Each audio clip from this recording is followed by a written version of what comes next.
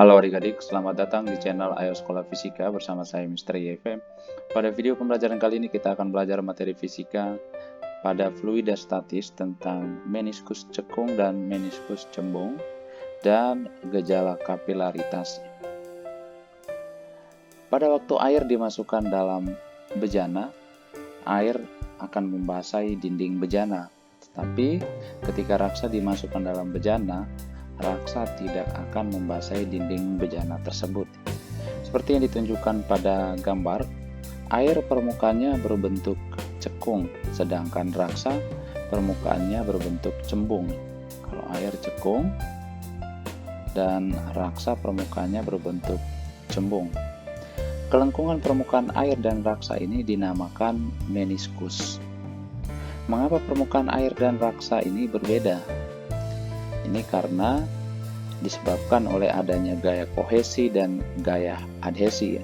Kita sudah mempelajari pada video pembelajaran sebelumnya di bagian tegangan permukaan bahwa gaya kohesi adalah gaya tarik-menarik antara molekul sejenis dan gaya adhesi merupakan gaya tarik-menarik antara molekul yang tidak sejenis. Pada peristiwa air yang membasahi dinding bejana, gaya adhesi, yaitu gaya antara molekul-molekul air dengan molekul bejana, lebih besar dari gaya kohesi antara molekul-molekul air. Maka terbentuklah meniskus cekung pada permukaan air. Penjelasannya sebagai berikut. Saat cair di M, seperti yang ditunjukkan pada gambar, mengalami gaya tarik-menarik FMC yang dihasilkan oleh molekul-molekul zat cair di M dan sekitarnya, yaitu gaya kohesi. Ada juga gaya FMA yang arahnya ke kiri, yang dihasilkan oleh gelas dengan molekul air, yaitu gaya adhesi. Karena gaya adhesi FMA lebih besar dari gaya kohesi FMC, maka resultan gaya pada saat cair di titik M berarah ke kiri. Akibatnya permukaan di M tegak lurus terhadap FMR, sehingga terbentuk gejala meniskus cekung. Pada jarak yang agak jauh dari dinding, gaya kohesi lebih besar daripada gaya adhesi, sehingga resultan gayanya hampir vertikal dan permukaannya mendekati horizontal. Sudut yang dibentuk oleh kelengkungan air terhadap garis vertikal dinamakan sudut kontak. Besar sudut kontak untuk meniskus cekung itu lebih kecil dari 90 derajat. Air memiliki sudut kontak sama dengan 0 dengan permukaan kaca, yaitu saat gaya kohesi jauh lebih kecil dibandingkan dengan gaya adhesi. Gaya adhesi antara molekul-molekul raksa dengan molekul bejana lebih kecil daripada gaya kohesi antara molekul raksa. Ini akan membentuk meniskus cembung pada permukaan raksa. Seperti yang ditunjukkan pada gambar, pada raksa gaya kohesi antara molekul raksa, yaitu FMC lebih besar daripada gaya adhesi raksa dengan dinding, yaitu FMA.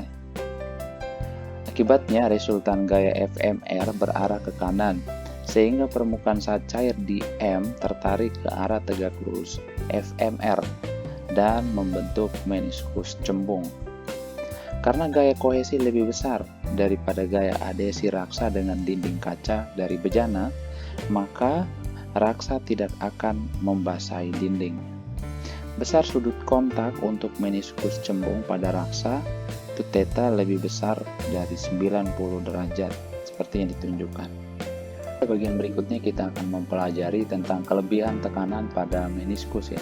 Untuk meniskus cekung, tekanan di bawah meniskus lebih kecil daripada tekanan di atas meniskus, yaitu sebesar 2 kali gamma per R. Dengan R adalah jari-jari kelengkungan meniskus dan gamma merupakan tegangan permukaan. Seperti yang ditunjukkan pada gambar. Untuk gambar 1 menunjukkan meniskus cekung, tekanan di atas meniskus, yaitu titik A, adalah P0 merupakan tekanan udara luar, dan tekanan di bawah meniskus adalah titik B, yaitu PB, itu sama dengan PA kurang 2 kali gamma per R. Maka kelebihan tekanan untuk meniskus cekung ini adalah PA kurang PB sama dengan 2 kali gamma per R. Untuk meniskus cembung, seperti yang ditunjukkan pada gambar 2, tekanan di bawah meniskus lebih tinggi daripada tekanan di atas meniskus. Tekanan di atas meniskus adalah P0, yaitu titik A, itu merupakan tekanan udara luar, dan tekanan di bawahnya pada titik B, yaitu PB sama dengan PA plus 2 kali gamma per R. Maka kelebihan tekanan yaitu PB minus PA sama dengan 2 kali gamma per R. Ini untuk meniskus cembung pada raksa. Seperti yang ditunjukkan pada gambar 3, untuk permukaan yang berbentuk bidang, yaitu berupa garis lurus ya, permukaan lurus, perbedaan tekanan antara titik A, yaitu titik atas permukaan, dan pada tepat di bawah permukaan di titik B akan menjadi 0. Kelebihan tekanannya adalah sama dengan 0, sehingga pada keadaan ini tidak terjadi kapilaritas. Untuk gejala kapilaritas, yaitu merupakan suatu fenomena naik atau turunnya saat cair dalam suatu pipa sempit atau pipa kapiler. Semakin kecil pipa, semakin besar kenaikan atau penurunan saat cair tersebut, seperti yang ditunjukkan pada gambar. Dalam pipa kapiler, air akan naik tetapi raksa akan turun. Gejala kapilaritas banyak manfaatnya dalam kehidupan sehari-hari, yaitu misalkan naiknya minyak melalui sumbu kompor atau sumbu lampu ya. Pengisapan air oleh tanaman, yaitu naiknya air dari akar menuju daun-daunan melalui pembuluh kayu pada batang. Pembuluh kayu ini merupakan pipa kapilernya ya. Air tertanam dalam spons karena kapilaritasnya. Berikutnya peristiwa pengisapan air oleh kertas isap atau kain, seperti yang ditunjukkan.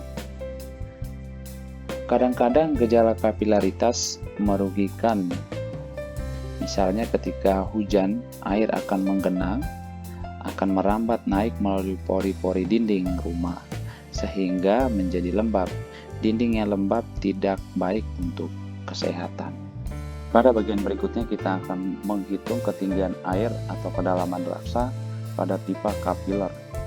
Air dalam pipa kapiler dapat naik karena gaya adhesi antara molekul air dengan molekul kaca lebih besar dari gaya kohesi antara molekul-molekul air. Seperti yang ditunjukkan pada gambar, air akan terus naik ke atas sampai komponen gaya adhesi arah vertikal, yaitu Fy, sama dengan berat air yang naik, yaitu sebesar W. Tegangan permukaan bekerja sepanjang keliling tabung, yaitu L sama dengan 2Pi kali R. Maka kita bisa tuliskan gamma sama dengan F per L atau F per 2Pi R. Maka F-nya sama dengan 2Pi R kali gamma. Dinding akan mengadakan reaksi dan akan menarik air ke atas dengan gaya yang sama. Berat air sama dengan W sama dengan M kali G atau sama dengan Rho kali G kali volume air. Kita lihat dari gambar, volume airnya itu adalah volume tabung yang luas alasnya berupa lingkaran, yaitu PR pangkat 2. Maka volume tabungnya adalah PR pangkat 2 kali panjang tabung adalah H. Maka berat airnya sama dengan Rho kali G kali PR pangkat 2 kali H. Ketika kondisi seimbang, komponen vertikal gaya tarik dindingnya sama dengan berat air yang naik. Maka W sama dengan Fy sama dengan F cos theta. Maka Rho kali G kali PR pangkat 2 kali H sama dengan 2PR kali gamma cos theta. Maka kita dapatkan H-nya sama dengan 2 kali gamma cos theta bagi R kali Rho kali G, dengan H adalah kenaikan zat cair dalam pipa kapiler, gamma adalah tegangan permukaan zat cair, theta adalah sudut kontak, R adalah jari-jari tabung, dan Rho merupakan massa jenis cairan. Seperti yang ditunjukkan pada gambar, rumus kenaikan air juga dapat digunakan untuk mencari penurunan raksa pada pipa kapiler. Hanya untuk raksa, nilai dari cos theta bernilai negatif karena tetanya lebih besar 90 derajat, lebih kecil 180 derajat. Nilai negatif ini menunjukkan bahwa raksa mengalami penurunan pada pipa kapiler. Cairan yang naik pada ketinggian H dalam tabung kapiler berbanding terbalik dengan jari-jari tabung kapiler. Ini merupakan hukum Jurin, yaitu H berbanding terbalik dengan jari-jari dari tabung kapiler tersebut. Jika berat cairan yang terkandung dalam meniskus dipertimbangkan, maka lebih akurat rumus kenaikan atau penurunan dari cairan dalam pipa kapiler dinyatakan sebagai H sama dengan 2 kali gamma cos theta per R kali Rho kali G kurang R per 3.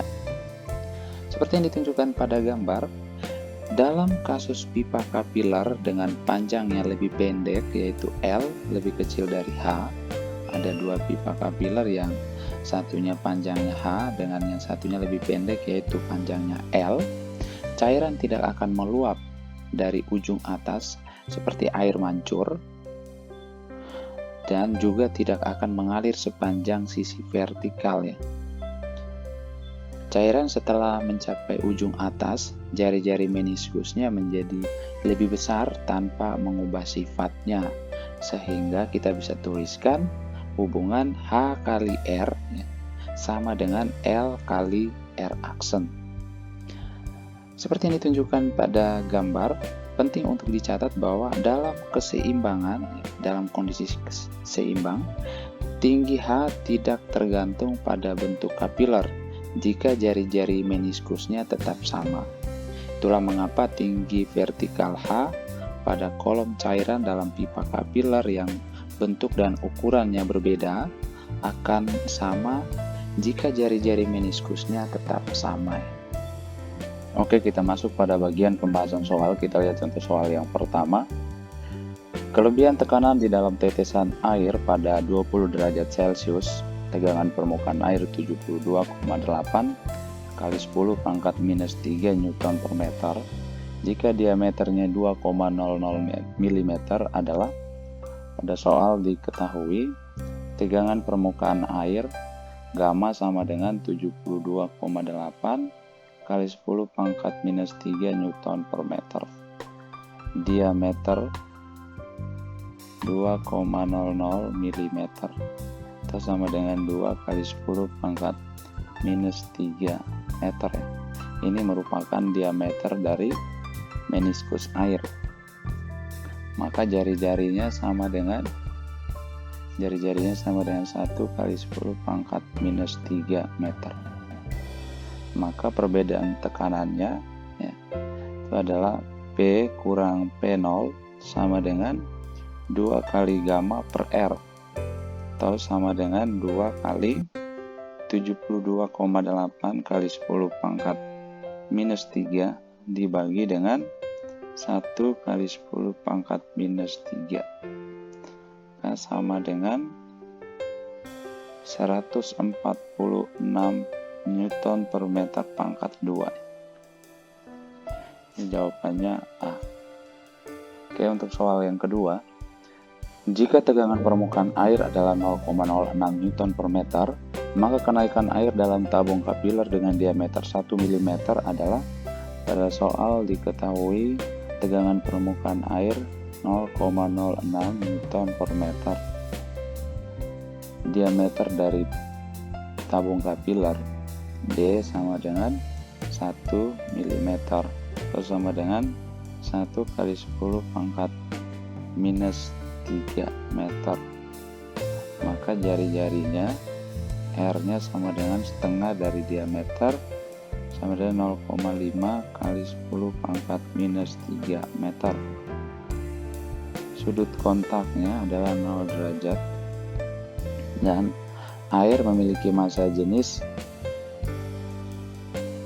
1000 ya, kilogram per meter kubik. Kita gunakan G-nya sama dengan 9,8 meter per second pangkat 2.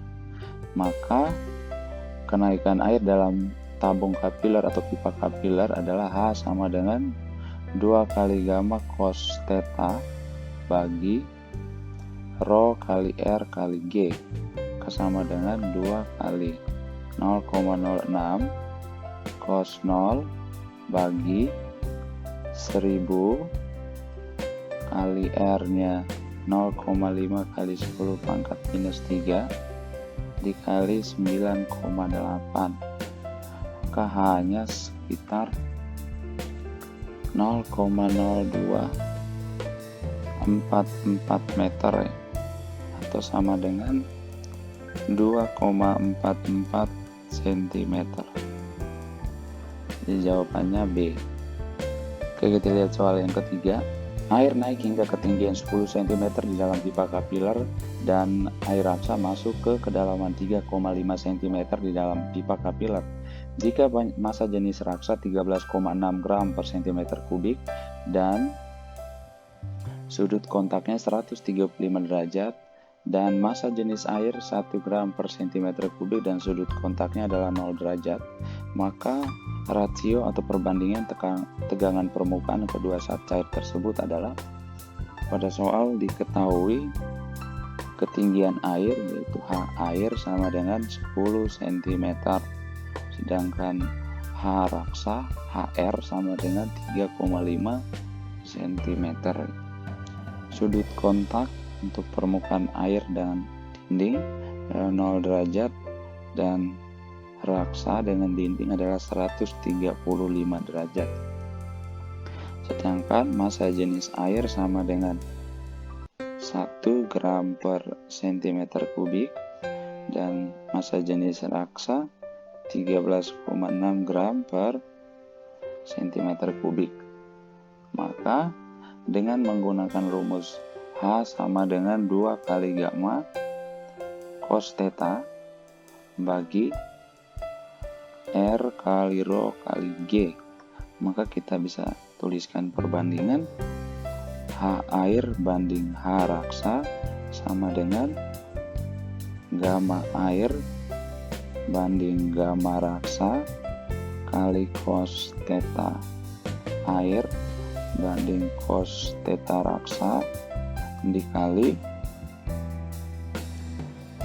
dengan rho raksa banding rho air ya.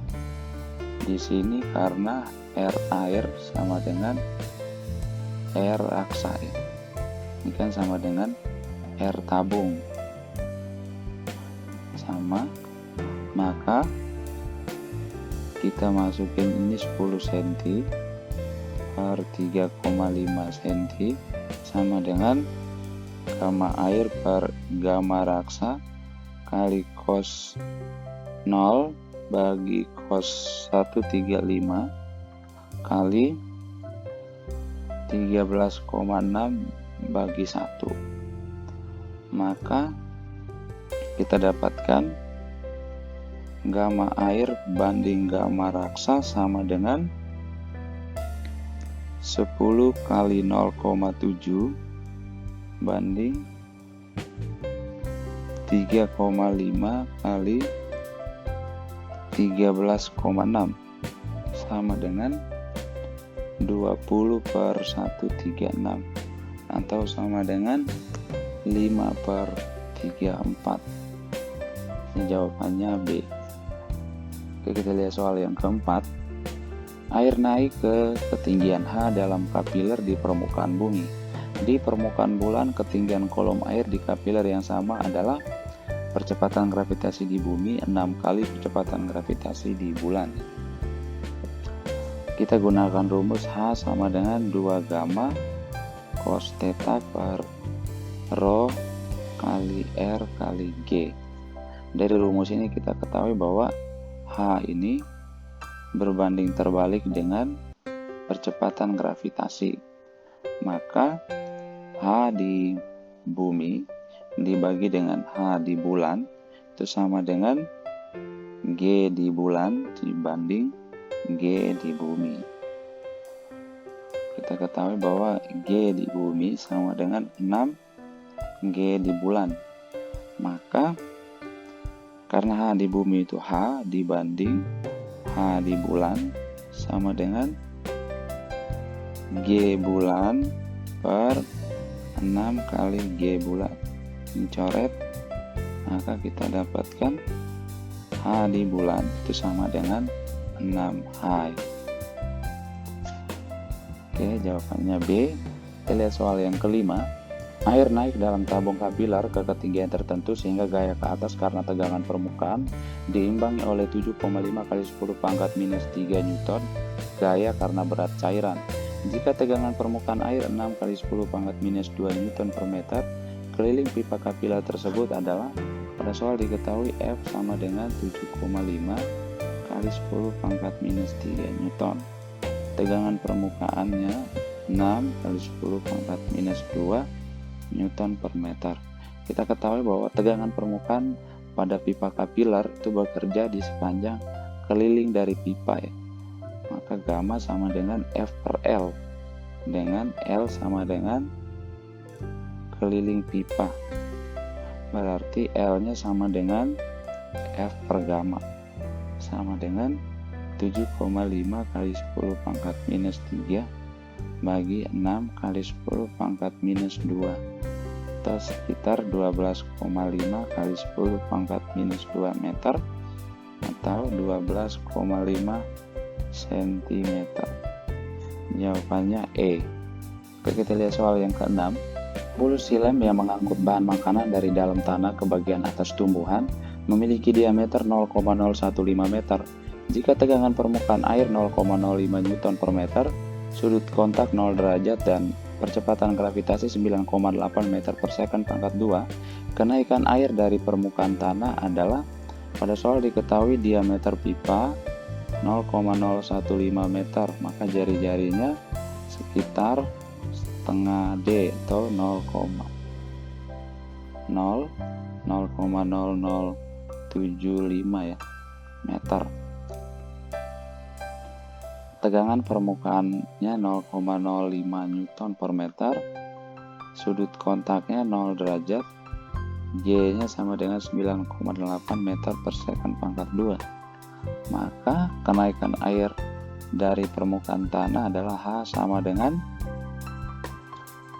2 kali gamma cos theta bagi rho kali G kali R, sama dengan 2 kali 0,05 cos 0 dibagi massa jenis air itu sama dengan 1000 kg per meter pangkat 3 dikali 9,8 dikali R nya 0,0075, maka H nya sama dengan 1,36 kali 10 pangkat minus 3 meter atau sekitar 1,36 mm. Jadi jawabannya E.